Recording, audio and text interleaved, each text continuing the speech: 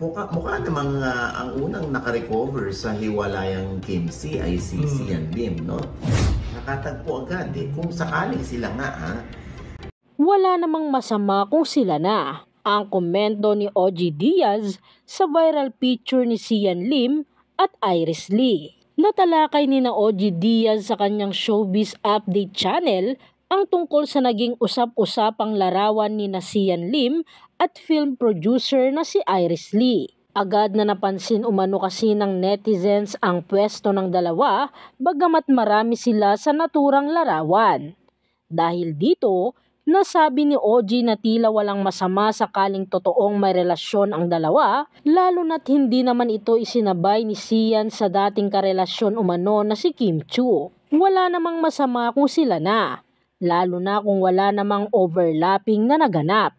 Ibig sabihin, habang sila ni Kim Chiu, wala pa sa picture si Iris. Kung totoo man daw ito, tila una na umanong naka-move on si Sian sa hiwalayan nila ni Kim Chiu. Mukhang ang unang nakarecover sa hiwalayang Kimchi ay si Sian Lim. Nakatagpo agad kung sakaling sila nga. Kasi itong si Kim Chiu may mga hugot pa rin lalo na kapag nag-host siya ng Especially For You. Di ba may mga hugot pa rin siya Anya pa ni OG Diaz, wala rin umanong katotohanan na may namumuong pag-iibigan sa pagitan ni Kim at kasalukuyan nilang leading man na si Paolo Avellino. Ang alam ko kasi ay hindi sila dahil sila ay magkasama lang sa linlang at dito sa What's Wrong with Secretary Kim.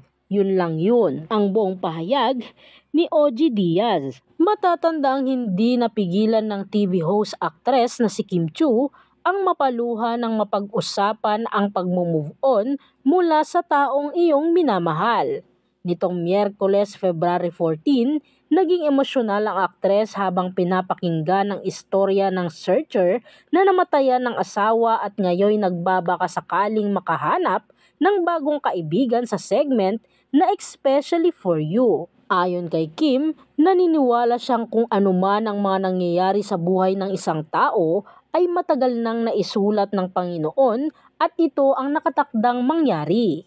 Ang istorya kasi ng searcher ay nagkahiwalay sila noon ng asawa matapos niyang malamang nagkaroon ito ng babae habang kasal sila. Nagkahiwalay sila pero makalipas ang 7 taon ay muli itong bumalik sa kanilang mag-iina. Tinanggap niya ito ngunit nagkaroon ito ng malubhang sakit at pumanaw noong panahon ng pandemya. Paniniwala ni Fe, kaya sila nagkahiwalay noon ng asawa ay para maging handa at matibay siya sa permanenteng paglisan ng asawa. Hindi naman mapigilan ng mga It's Showtime host ang matouch sa istorya ni Fe at isa na roon si Kim. Ang hirap. Pinipilit mong mag-move on pero kahit saan ka magpunta, kahit anong gawin mo, nakikita at nararamdaman mo siya, saad ni Vice Ganda. Ayon naman kay Kim, mas madali ang pag-move on kung tanggap na ng isang tao na ang anumang pangyayari sa buhay ay nakatakdang mangyari. Lahat ng nangyayari sa buhay natin, di naman yon by chance or by accident. Lahat naman ng nangyayari sa buhay natin is written. Ginawa na yon bago pa man tayo pinanganak. Naiiyak na sabi ni Kim Chiu. Dagdag pa ni Kim, ang nangyari kay Fe ay paraan para mas maging matatag ito.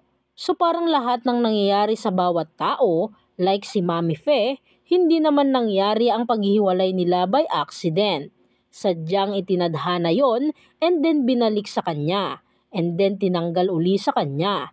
And that made her strong. Say ni Kim. Kaya naman hindi mapigilan ng mga netizens ang isipin na tila may hugot si Kim nang mapag-usapan ang pag-move on.